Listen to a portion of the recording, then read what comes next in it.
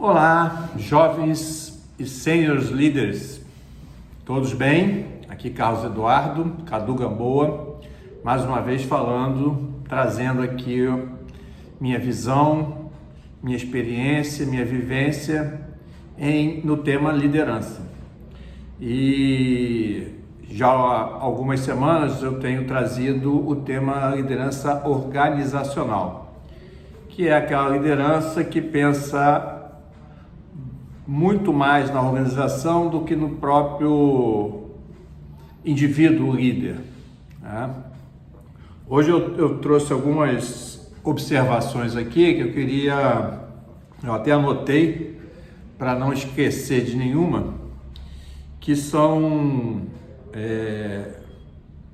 normalmente o que acontece em empresas onde a liderança é organizacional. São exemplos de atitudes, de pensamentos que estão dentro das lideranças organizacionais, ok? E aí eu já antecipo, peço aí a contribuição de vocês, na visão de vocês, o que vocês têm de experiência nisso. Comentem, compartilhem esse vídeo, curtam, se for o caso, mas principalmente comentem para a gente trocar, para nós trocarmos conhecimento sobre esse tema, tá bom? Então, o primeiro que eu coloquei aqui foi o seguinte: os integrantes da equipe passam horas com cada candidato em conversas informais, porém reveladoras sobre esportes, família e atualidades.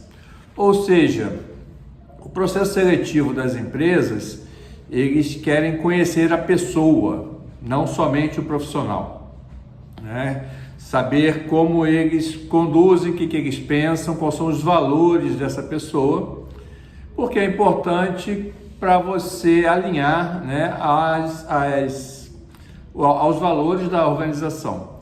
Então é importante no processo seletivo você conseguir extrair disso.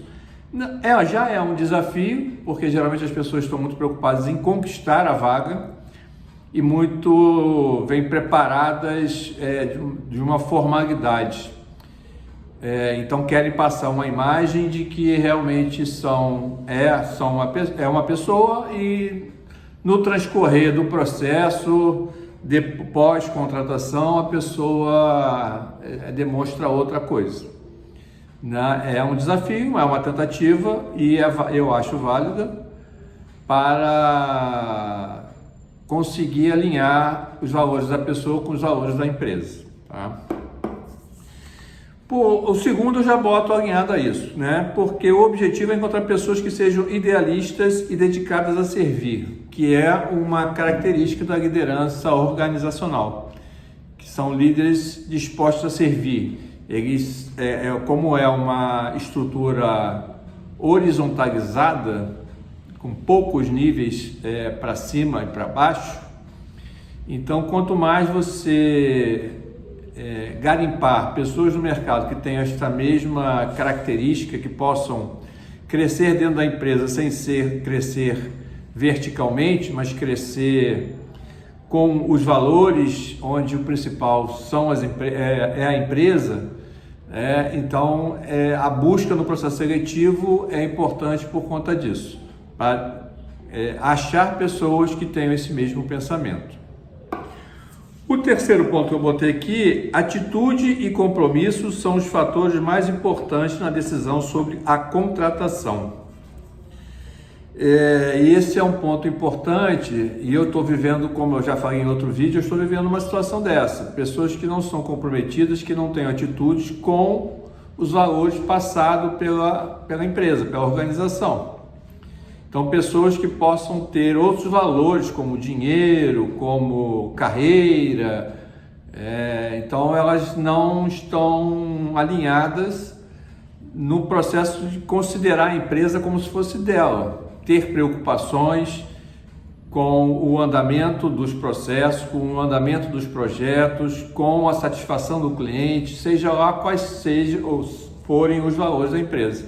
Então, tem muitas pessoas no mercado que não estão compartilhando com esses valores. Então é bom identificar isso e já cortar o mal pela raiz, porque vai causar decepção de ambos os lados lá na frente. O quarto item que eu botei aqui é o seguinte: habilidades podem ser ensinadas ou desenvolvidas se necessário. Então é aquela coisa, é bom a pessoa estar com os valores alinhados. Se não tem uma determinada habilidade que a empresa precise, essa habilidade ou essas habilidades, elas podem ser desenvolvidas. É mais fácil você desenvolver habilidades do que desenvolver ou incutir valores que talvez não sejam da pessoa. Então isso é muito importante. Esse é um ponto muito importante. Não adianta ter pessoas muito boas vendedoras se elas não forem alinhadas à ética e aos valores da empresa. Então isso é muito importante. Treinar técnicas comerciais é mais fácil do que alinhar valores e ética profissional. O quinto item que eu coloquei aqui é: a liderança por meio do exemplo é fundamental. Então, numa organização horizontalizada, como eu falei, o líder está disposto a fazer qualquer tipo de função, porque a preocupação dele é o resultado final para a empresa, o que foi previsto ser realizado. Então, se houver algum imprevisto durante o processo, o líder pode assumir outras funções. Então, quanto mais ele der de exemplo para seus comandados, melhor. E exemplos naturais, não são exemplos forçados para mostrar alguma coisa para o colaborador. E sim um exemplo natural de que aquele valor é importante para o líder e deve ser importante também para os colaboradores.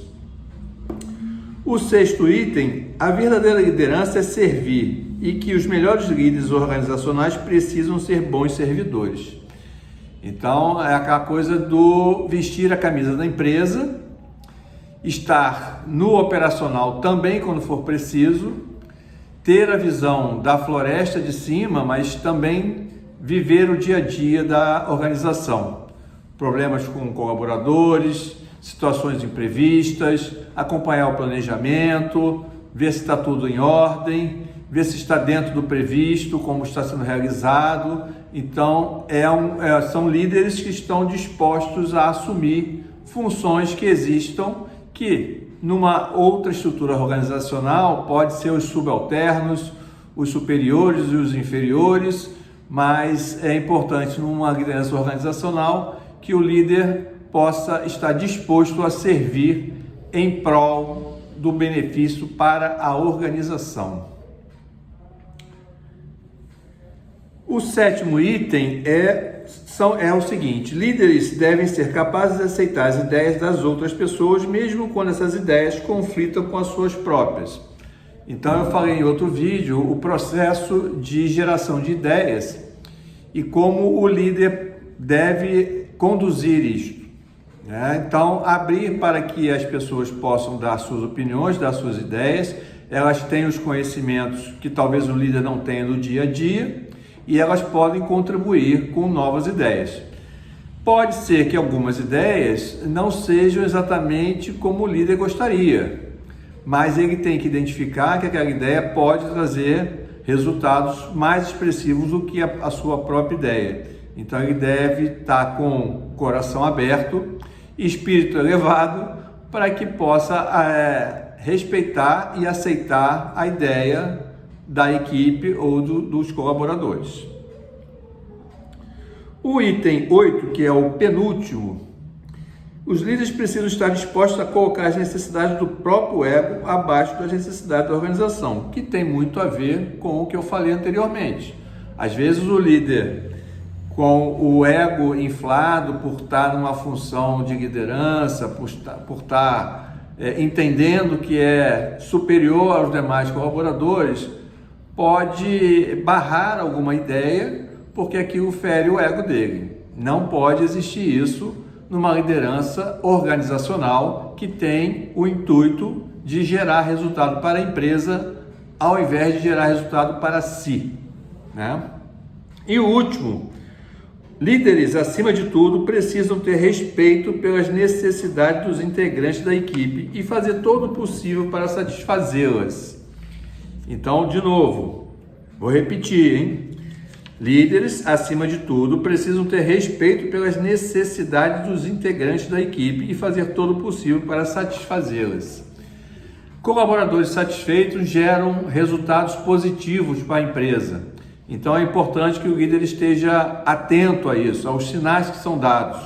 Algum problema em casa particular, uma necessidade que o colaborador tenha de treinamento, que seja alinhado ao que a empresa precisa, que o colaborador esteja interessado, promoções, valorização, reconhecimento, tudo isso são necessidades dos colaboradores e que tenham que ser pensados e ser sensível o líder a estar atento a esses sinais. Então esses 9